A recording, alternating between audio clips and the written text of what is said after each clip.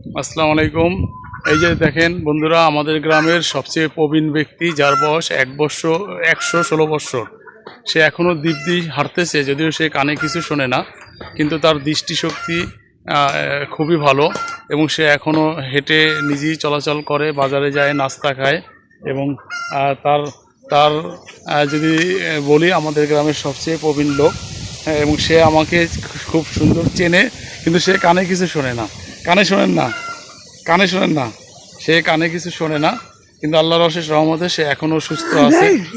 হ্যাঁ, হ্যাঁ, সে এখনও সুস্থ আছে। আপনারা সবাই দোয়া করবেন সে যেন আরও ভালো থাকে, সুস্থ থাকে। দেখা যায়। হ্যাঁ, সে যেন ভালো থাকে। আসলে এরকম বয়স পাওয়া এবং এই সুস্থ থাকা, সেটা আল্লাহর অশেষ নেয়ামত। তো সে শুধু একটু কানে শোনে না, এছাড়া তার দৃষ্টিশক্তি এবং স্মৃতিশক্তি খুবই ভালো। আপনারা সবাই দোয়া করবেন যাতে সে আরও দীর্ঘদিন হায়াত পায় এবং সুস্থ থাকে। সবাইকে ধন্যবাদ। ঠিক আছে? হ্যাঁ, শরীর ভালো আছে? যাক, আলহামদুলিল্লাহ। যান।